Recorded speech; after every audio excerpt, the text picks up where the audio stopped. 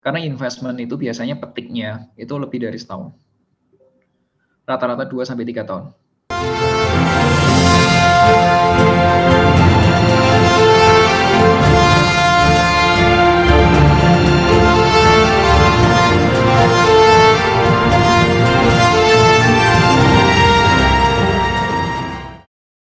Contoh mungkin ya, nih ya, aku kasih lihat contoh. Ini kalau teman-teman suka baca buku, Ko Rifan ini tulis buku di Gramedia juga ada. Nah nanti coba aja lihat deh.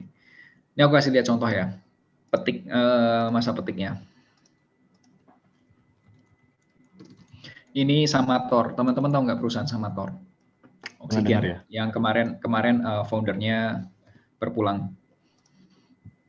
Ini perusahaan ini bagus. Kenapa bagus? Karena perusahaan ini itu market leader. Market leader itu jadi dari total yang jualan produk oksigen salah satunya itu dikuasai oleh perusahaan ini.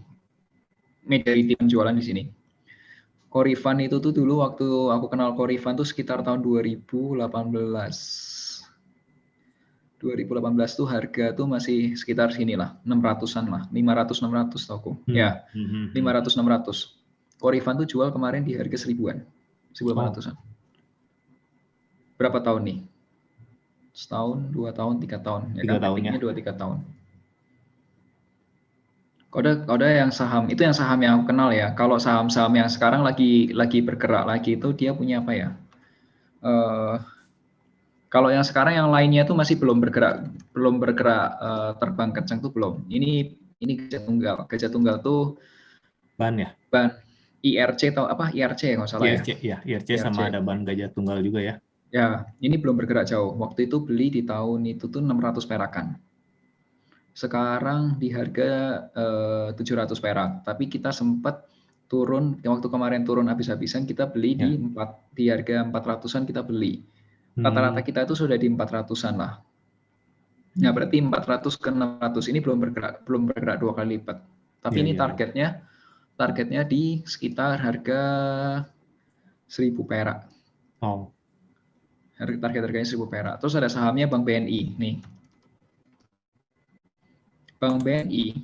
Nih teman-teman tahu lah ya Bank BNI ya. Bank BNI itu bank gede kan. Bank BNI itu tahun 2019 tuh harganya 9.000 perak. Sekarang itu dihargain di 4.000 perak. Turun ya. Telkom juga sama.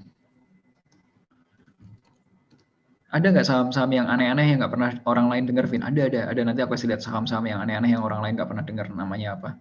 Ini Telkom tuh harganya tuh sekitar 4.000-an perak. Sekarang tuh harganya di 3.000-an perak. Tuh, tertingginya dia di 4.700 tuh. Telkom. Nih, saham ini juga saham aneh nih. Ini bukan sahamnya Ko Rifan, tapi ini saham jenis-jenis yang lucu-lucu. Ini sahamnya ini menarik. Jadi di awal tahun kemarin tuh aku sempat beli di harga 4.500. 4.000 perak. Lagi turun ya, sekitar sini ya. Februari. Terus perusahaan ini tuh perusahaan yang jualan, dia itu vendor untuk deterjen di rumah. Jadi kalau semua merek deterjen itu bahan kimianya itu dari perusahaan ini.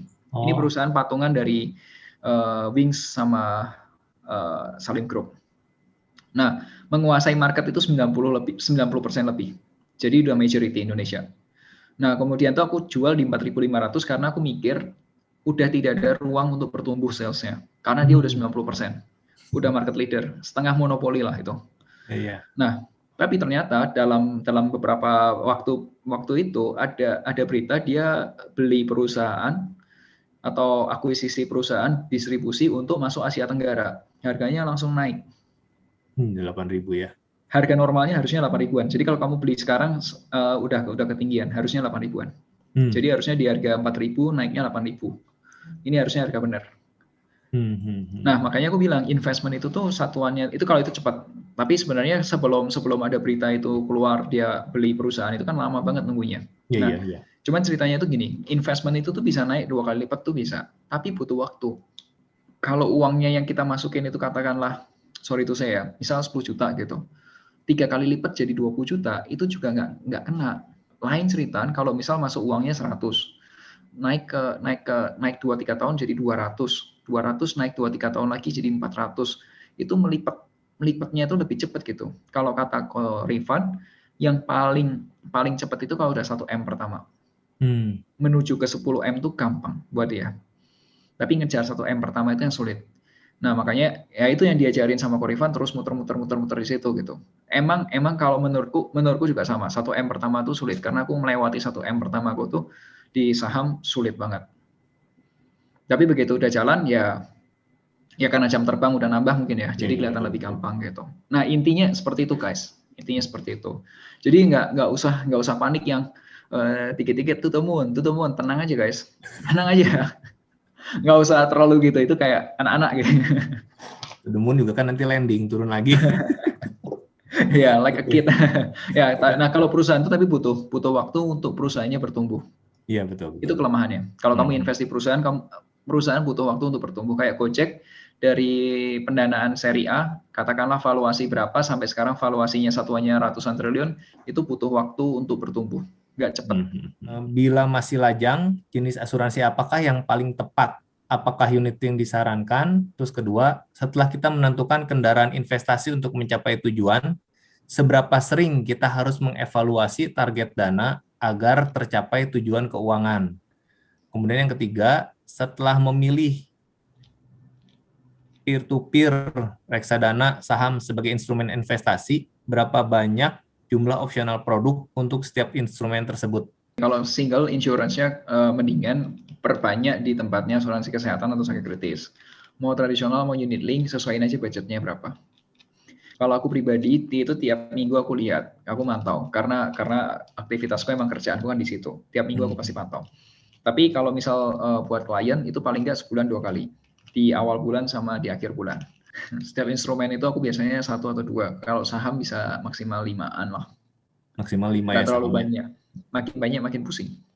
Bagaimana kalau RD yang kita invest, NAB-nya turun setelah berapa bulan? RM Bank menyarankan untuk switching ke instrumen yang lebih agresif atau beli lagi unit NAR. NAB, oke. Jadi gini, aku pernah di bank dan aku pernah tahu cara kerja bank. Jadi make sure kalau misal ada rekomendasi beli lagi atau jual lagi atau apapun itu rekomendasinya, pastikan orang yang kasih rekomendasi itu tahu apa yang dia omongin. Nih teman-teman, aku kasih contoh ya. Ini aku kasih contoh ekstrim.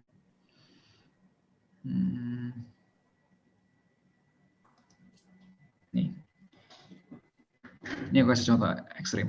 Ini produk ini namanya drawdown. Drawdown itu penurunan dari nilai tertinggi ke rendah. Nah, ini tuh penurunannya 24%. Anggap aja 24%.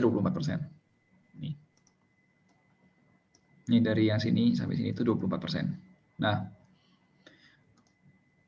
di mana tadi saham apa namanya? Tadi apa sih Mas, saham syariah? Double selection. Nih, biar nggak terlalu banyak. Nih, penurunannya dari atas ini sampai atas bawah sini itu 24%. Nah, seandainya ada produk investasi yang bisa menghasilkan atau membuat kita bisa ada potensi loss 24%. Setidaknya potensi untungnya minimal berapa? Serugi-ruginya 24%. Kalau dari Kotoni sendiri, paling nggak untungnya minimal berapa? 25 ya, biar kit-kit ya. Ya, buat kit-kit 25%. Nah, dia itu belum pernah megang 25%. Nih, histori yang dari per data kemarin dibandingin sama data hari Jumat kemarin, itu kinerja sehari, 3 hari, 1 minggu, 3 bulan, 1 tahun, itu belum pernah nyampe 25%. Iya, minus ya. Berarti ini serugi-ruginya minus, seuntung-untungnya minus, serugi-ruginya minus. Nah, ini kalau disuruh nambah lagi, make sense nggak? Kalau kamu ada produk investasi, kalau serugi-ruginya 20, seuntung-untungnya 20, berarti 50-50 gitu. Kalau misal 50-50, mendingan pergi ke tempatnya kasino. OJK, waktu itu aku pernah berkesempatan ngobrol sama OJK gitu. OJK itu punya tim khusus untuk patroli, ngecekin. Oh, oke. Nah, kalau ada indikasi bodong, biasanya akan dipelajarin. Jadi kayak mereka akan coba. Mereka orang OJK akan Mereka coba testing, sebagai ya. klien. Ya, nanti kalau udah lihat ini lebih indikasinya bodong atau enggak.